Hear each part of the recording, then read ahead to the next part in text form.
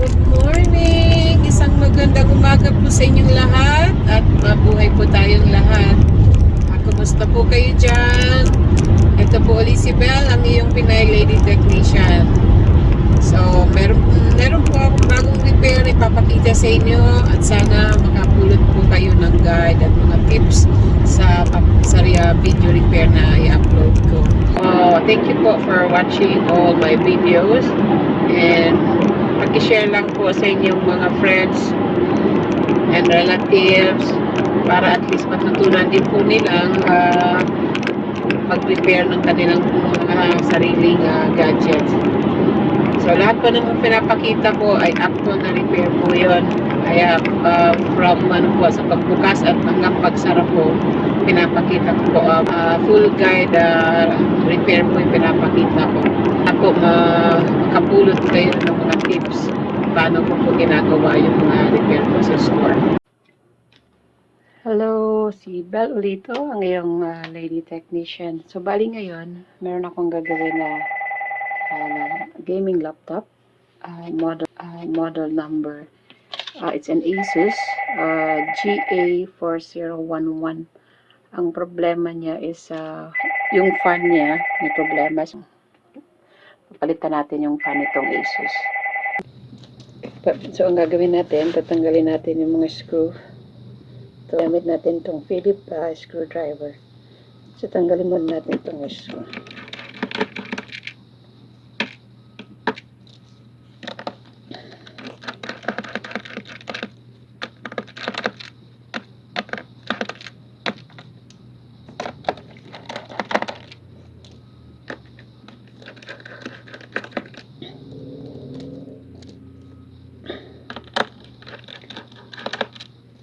Dalawang klaseng screw. So, kailangan natin i-pattern para alam natin kung saan natin ibabalik yung mga tinanggal natin na screw. Spudger para pambukas ng cover niya.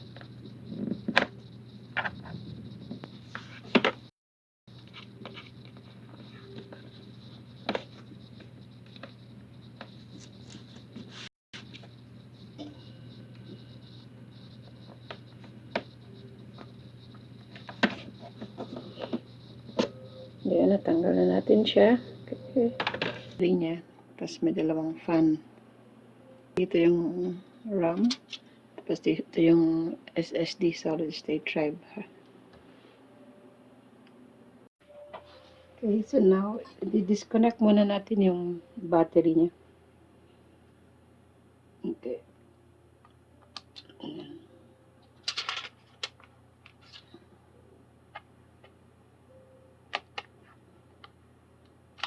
Okay. Tanggal na natin yung battery. Ang papalitan natin na fan itong nasa left side. Bale, ito yung parts niya. Bagong parts. Papalit natin dito sa luma. So, okay, tanggalin natin itong screw. So,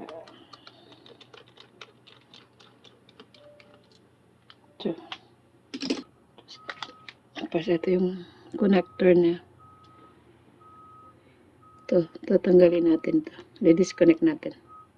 Ito yung connector ng fan.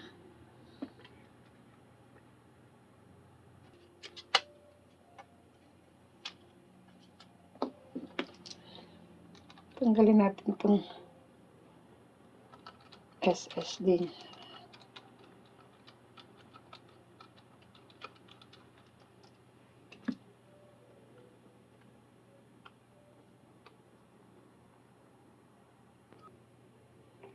Medyo mahirap siya tanggalin. Dahan-dahan.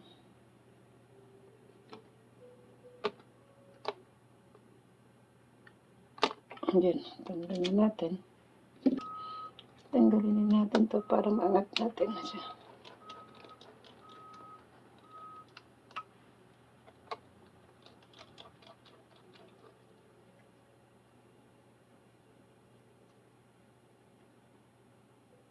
Natin lahat ng screw.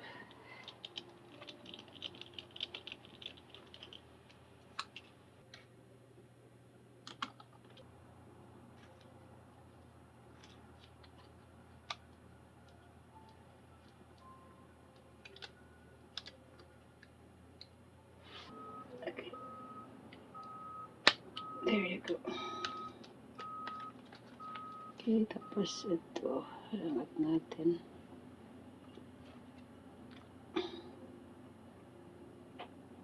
Natin tong buo, iangat natin.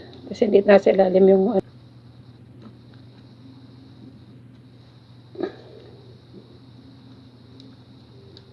okay, dandan lang. Make sure na walang nakaharang. Okay.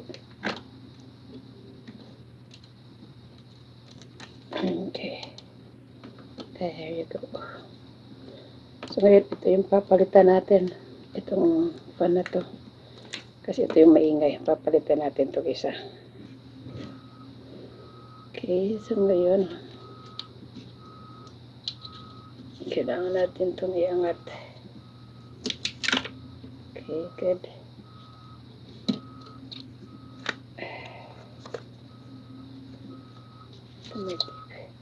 So, ngayon, ito na yung bagong fan. So, tatanggalin natin. Meron siyang parang double-sided. Tanggalin natin.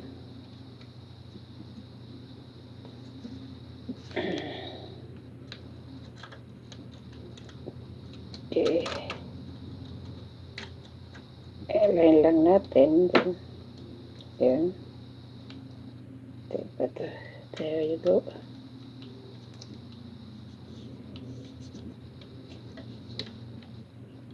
Okay. Tapos dito. Okay, napalitan na natin. Okay, balik natin. Okay, balik natin siya.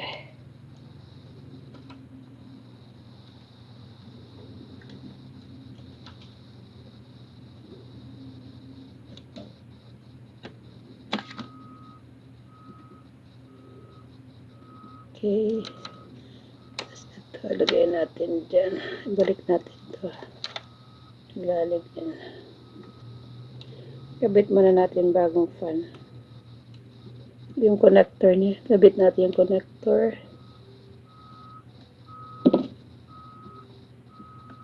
Okay. Tapos itong isa. Ibalik natin ang connector niya.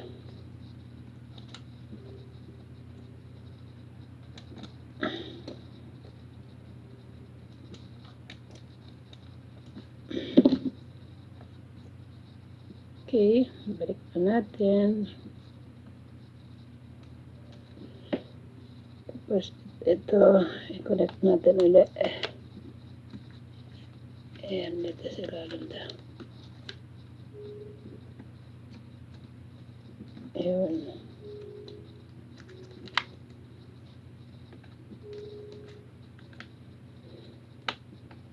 Okay, connector. Okay, ngayon, balik na natin yung mga screw. Tinanggal natin. So, meron dito isa.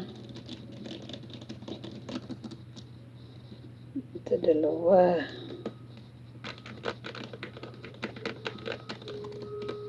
Tapos dito.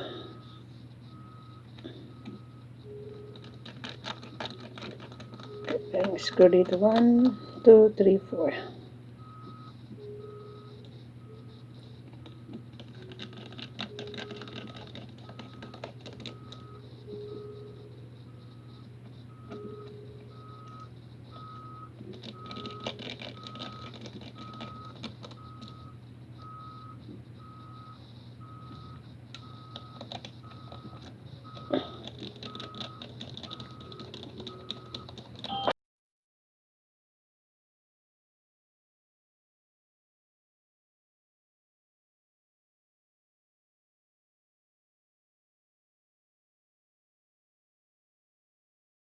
Screw.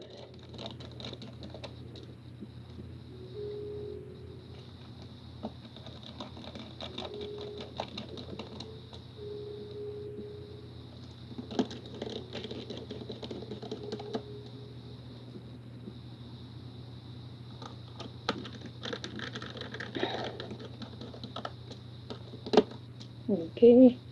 Then, balik na natin itong SSD card. Okay.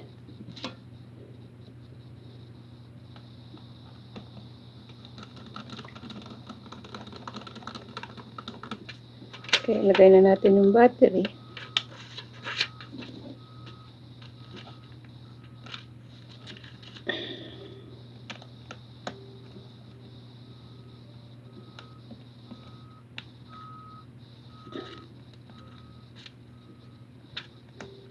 Okay. Pabalik na natin to. Screw. Make sure nakakonect na siya lahat. Okay, good.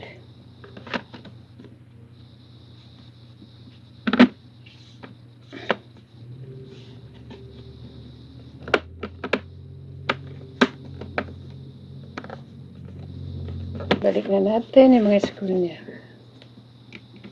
1, 2.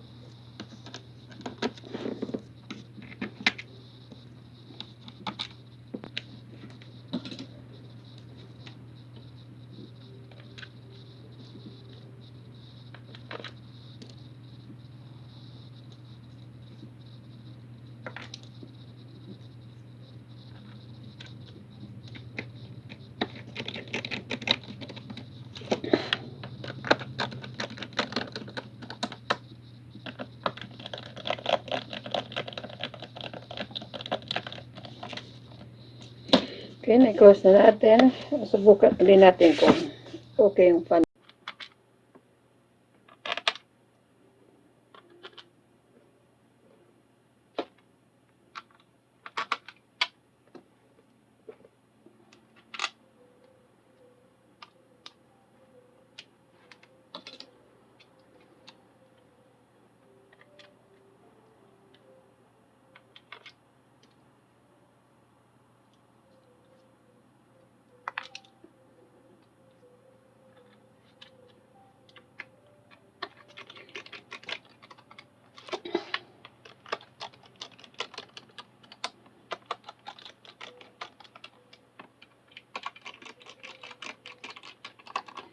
So, madali lang palitan yung fan niya. Basta ingat lang. Basta ingat lang tayo. Wala tayong masisira sa loob ng mainboard niya.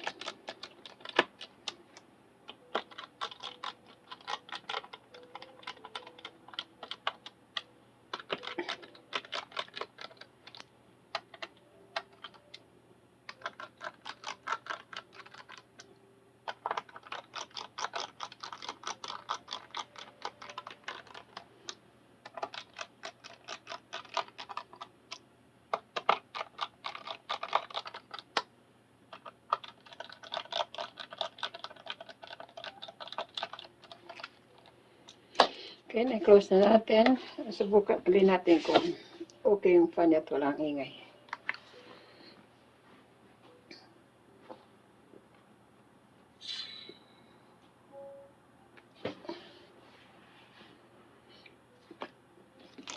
Ito na niya yung pagpalit ng fan ng Asus gaming laptop. Okay, so hanggang sa susunod na video, thank you for watching at nakakuha kayo ng mga tips kung paano magpalit ng fan. Okay.